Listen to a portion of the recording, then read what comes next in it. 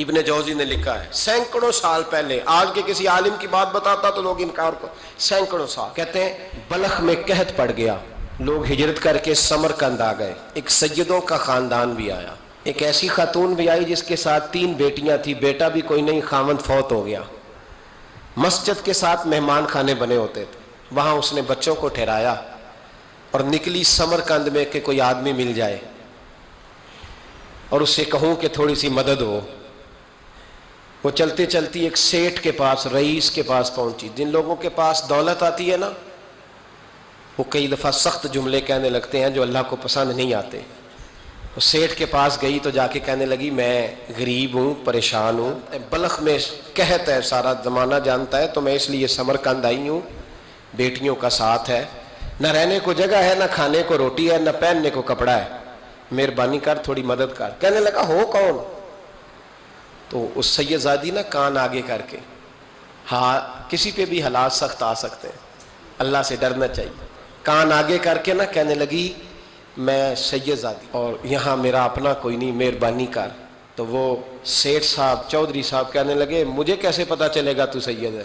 تو سیدزادی نے اپنا پلو کھولا اور اپنے آنسو دونوں آنکھوں سے صاف کیے تو کہنے لگی اللہ تیرا بھلا کرے، میں ثابت نہیں کر سکتی کہ میں حضور کا خاندان، میرے پاس کوئی دلیل نہیں، میں نہیں بتا سکتی، چل ٹھیک ہے، چلی گئی۔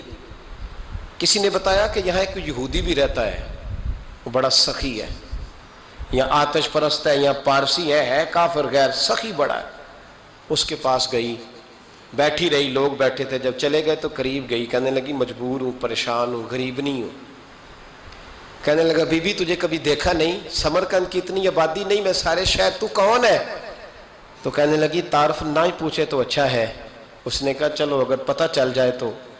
کہنے لگی میں مسلمانوں کے نبی کی اولاد ہوں، مسلمانوں۔ اس نے کہا پیغمبر خدا کی اولاد؟ اٹھ کے کھڑا ہو گیا، بی بی کو ساتھ لیا، گھر گیا، کہنے لگا جو صاف ستھرا کمرہ ہے نا اسے پھر دھو ڈالو، ایک دفعہ پھر دھو ڈالو۔ کمرہ دھلایا، صاف کرایا، پھر کہنے لگا بی بی میرے برتن زیادہ صاف ستھرے نہیں، میں نئے نہ خرید کے لا دوں۔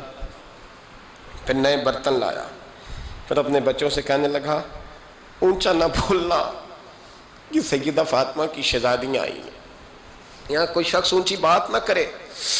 پھر کہنے لگا بی بی جو میرا بالکل طیب اور حلال رزق ہے نا، یہ اس میں سے لنگر ہے، لیکن چونکہ میں غیر مسلم ہوں، مجھے سلیقے نہیں آتے، جیسا تیسا بھی ہو نا اسے قبول کر لینا۔ خاتون کو کہنے لگا یہ گھر ہے، جب تک جی چاہے یہاں رہنا، پر دیکھنا ہو سکے تو رات اپنے نبی سے سفارش کرنا، میرا بھی کوئی مسئلہ، میری بھی کوئی قبولیت کہیں ہو جائے۔ وہ مسلمان کہلانے والا رات کو سویا، کہتے جنت سجی ہوئی ہے، لوگ جنت میں جا رہے ہیں، لائنیں لگی ہوئی ہیں، نبی پاک لوگوں کو جنت میں بھیج رہے ہیں، میں بھی دوڑ کے لائن میں لگ گیا، فرشتے نے میرا بازو پکڑا، کا پیچھے ہٹ، تو میں دوڑ کے حضور کی بارگاہ میں گیا، میں حضور سارے جنت میں جا رہے ہیں، یہ مجھے نہیں جانے دیتا۔ تو نبی پاک نے فرمایا تو کون ہے؟ کہ یا رسول اللہ میں مسلمان ہوں۔ کہتے حضور مجھ سے فرمانے لگے کوئی دلیل ہے تیرے پاس؟ دلیل ہے کوئی تیرے پاس؟ میں چپ کر گیا۔ فرمایا میری بیٹی تیرے دروازے پر آ ہی گئی تھی تو دلیلیں پوچھنے لگ گیا تھا۔